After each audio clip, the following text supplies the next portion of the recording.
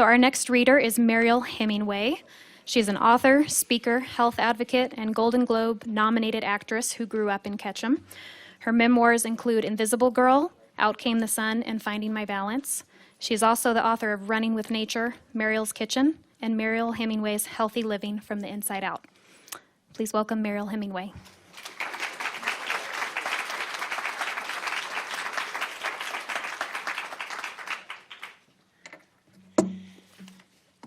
Well, this is easy. They were like, oh, good luck. I said, I'm reading Ernest Hemingway. It can't be that hard. So, yeah.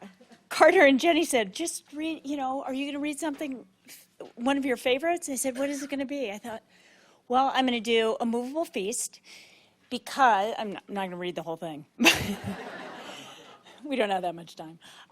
Because I'm actually producing it into a short form series as well. So, and I'll just tell a little story about when my father gave me the book, because Movable Feast takes place in Paris in the 20s. He left Illinois. He just met my grandmother Hadley, and they got married, and they were in Paris during the 20s, and it was about him being hungry and becoming a writer. He was unknown.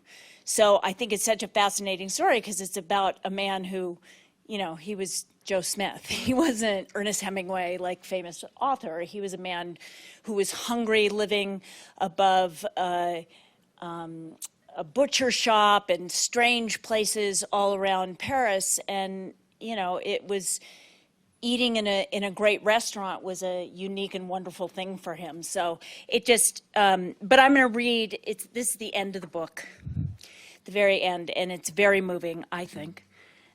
So here I go.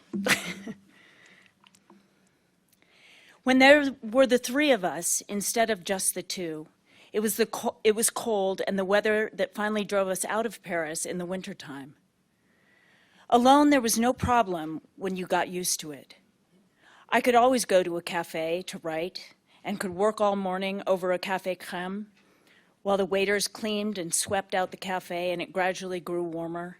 My wife could go to work at the piano in a cold place and with enough big sweaters to keep warm, playing and come home to nurse Bumby. Bumby was my father. He did not like that name.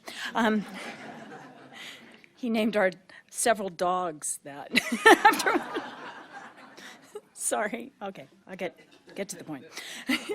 It was wrong to take a baby to a cafe in the winter, though. Even a baby that never cried and watched everything that happened and was never bored. There were no babysitters then, and Bumby would stay happy in his tall cage bed with his big, loving cat named F-Puss. There were people who said that it was dangerous to leave a cat with a baby. The most ignorant and prejudiced said that a cat would suck a baby's breath and kill him. Others said that a cat would lie on a baby and the cat's weight would smother him. F-Puss lay beside Bumby in a tall cage bed and watched the door, and his big yellow eyes would let no one come near him. And when we were out, and Marie, the femme de ménage, had to be away, there was no need for babysitters. F-Puss was the babysitter. But when you are poor, and when you are really poor, and when I had given up all journalism, when we came back from Canada and could sell no stories at all, it was too rough with the baby in Paris in the winter. At 3 months, Mr. Bumby had crossed the North Atlantic on a 12-day small Cunarder that sailed from New York via Halifax in January. He never cried on the trip and laughed happily when we would be barricaded in a bunk so he could not fall out when we were in heavy weather. But our Paris was too cold for him. We went to Schruns in the Vorarlberg in Australia. After going to Switzerland, you came to the Austrian frontier at Feldrich. The train went through Liechtenstein and stopped at Bludenz, and when there were a small branch line that ran along a pebbly trout river through a valley of farms and forests to Schruns, which was a sunny market town with sawmills, stores, inns, a good year-round hotel called the Taube, where we lived. The rooms at the Taube were large and comfortable with big stove, big windows, and big beds with good blankets and feather coverlets. The meals were simple and excellent, and the dining room and the wood-planked public bar were well heated and friendly.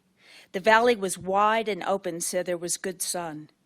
The pension was about $2 a day for the three of us, and the Austrian shilling went down in inflation. Our room and food were less all the time.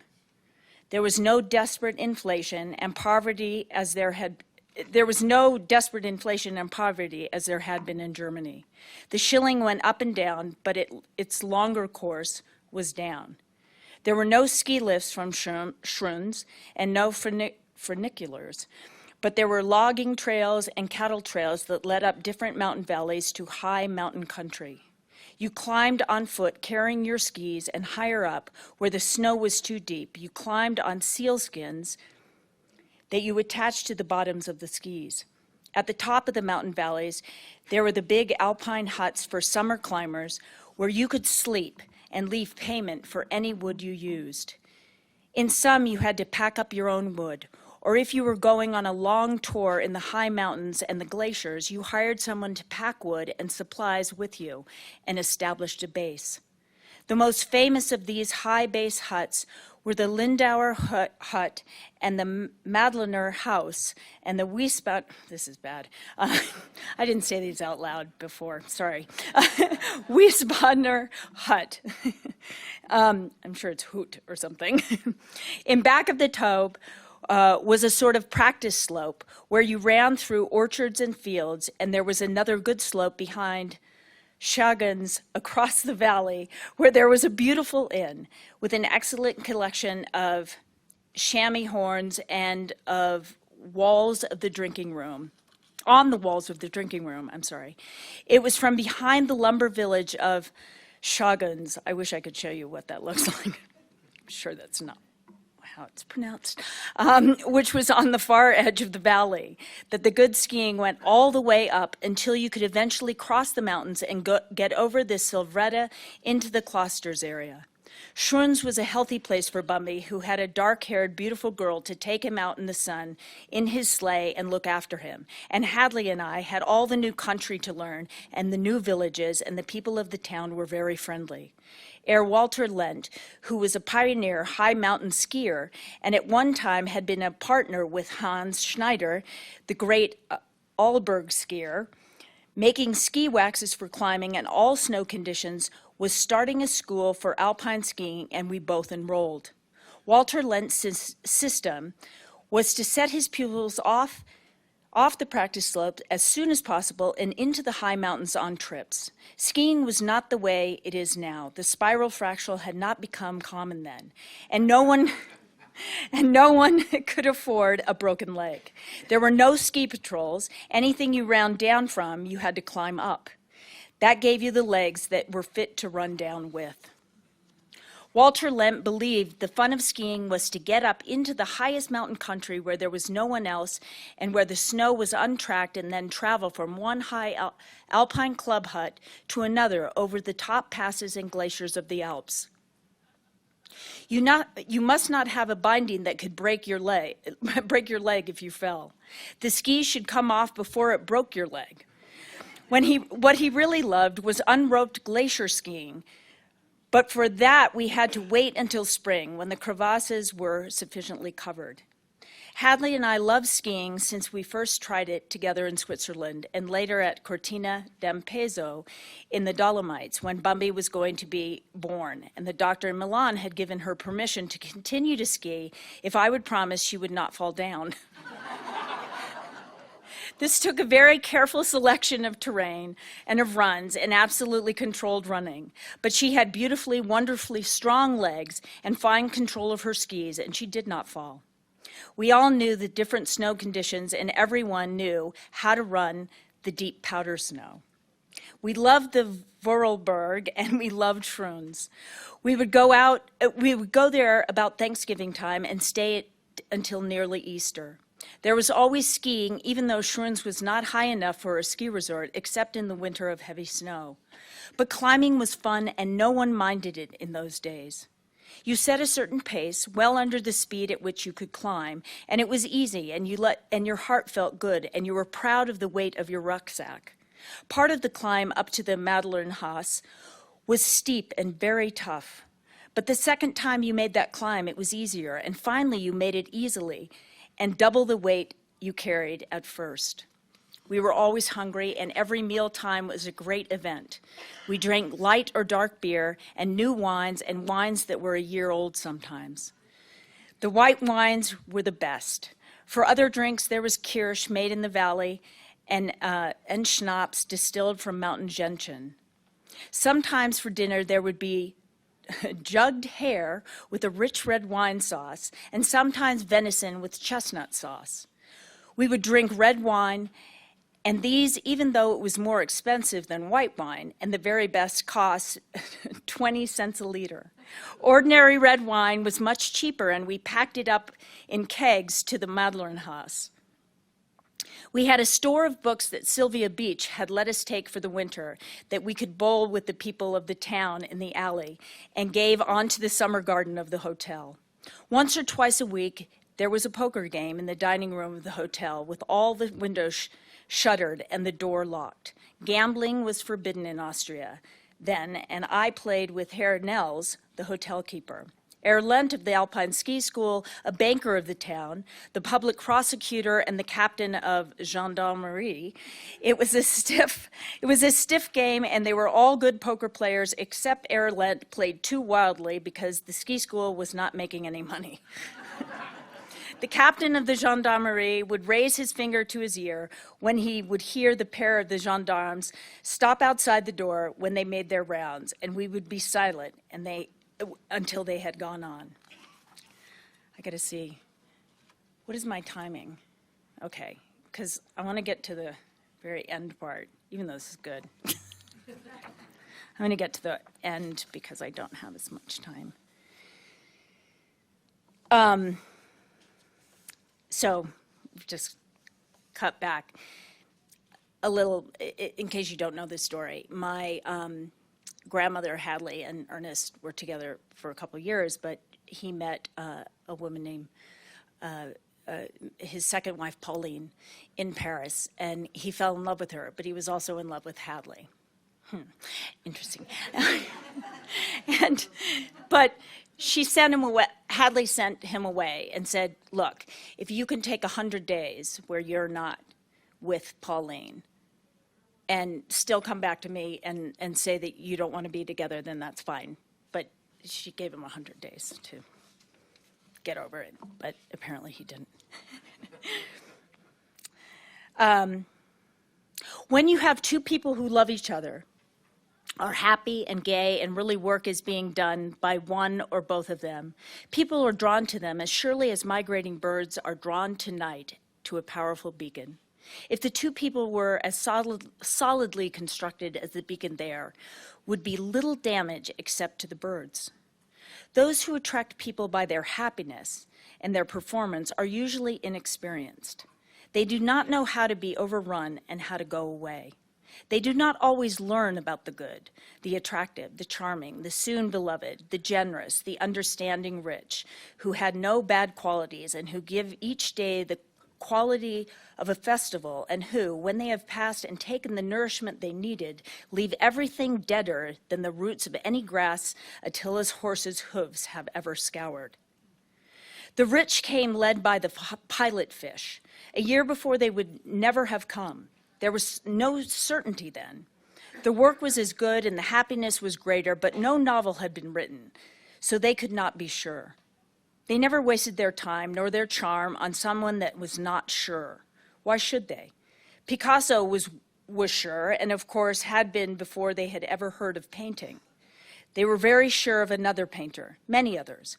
But this year, they were sure, and they had the word from the pilot fish who turned up too, so we would not feel that there were outlanders and that I would not be difficult. The pilot fish was our friend, of course. In those days, I trusted the pilot fish as I would trust the corrected hydrographic office sailing directions for the Mediterranean, say, or the tables in Brown's Nautical Almanac.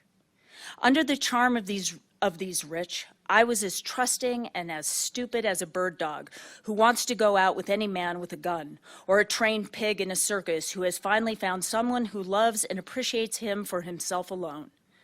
That every day should be a fiesta seemed to me a marvelous discovery. I even read aloud the part of the novel that I had rewritten, which is about as low as a writer can get, and much more dangerous for him as a writer than glacier skiing unroped before the full winter snowfall has set over the crevices. When they said, "It's great, Ernest, truly it's great. You cannot know the thing it has." I wagged my tail in pleasure and plunged into the fiesta concept of life to see if I could not bring some fine, attractive stick back, instead of thinking, if these bastards like it, what is wrong with it? That was what I would think if I had been functioning as a professional, although if I had been functioning as a professional, I would never have read it to them. Before these rich had come, we had already been unfiltered by another rich, using the oldest trick there is. It is the unmarried young woman becomes the temporary best friend of another young woman who is married, goes to live with the husband and wife, and then unknowingly, innocently, and unrelentingly sets out to marry the husband. When the husband is a writer and doing difficult work so that he is occupied much of the time and is not a good companion or partner to his wife for a big part of the day, the arrangement has advantages until you know how it works out. The husband has two attractive girls around when he has finished work. One is new and strange, and if he has bad luck, he gets to love them both. Then instead of the two of them, their child, there are three of them. First, it is stimulating and fun. It goes on that way for a while. All things truly wicked start from an innocence. So you live day by day and enjoy what you have and do not worry. You lie and hate it, and it destroys you, and every day is more dangerous. But you live day to day, as in a war. It was necessary that I leave Schroens and go to New York and rearrange publishers. I did my business in New York, and when I got back to Paris, I should have caught the first train from Gare de l'Est that would take me down to Austria. But the girl I was in love with was in Paris then, and I did not take the first train, or the second, or the third. When I saw my wife again,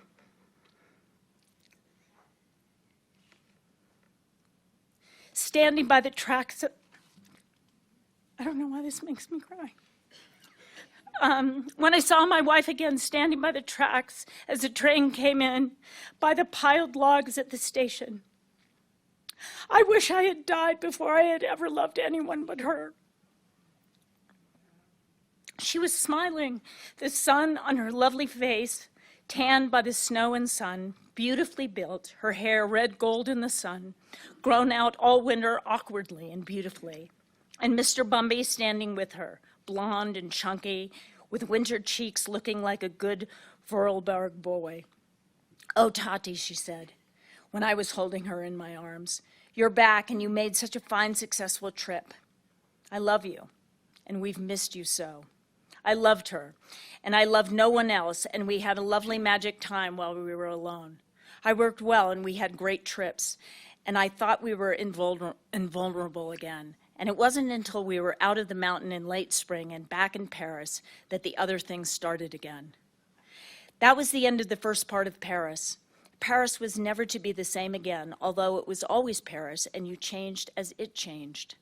We never went back to Vorarlberg, and never did the rich. There is never any ending to Paris, and the memory of each person who has lived in it differs from that of another. We always return to it no matter who we were and how it was changed or what difficulties or ease it could be reached. Paris was always worth it, and you received return for whatever you brought to it. But this is how Paris was in the early days, when we were very poor and very happy. That's it.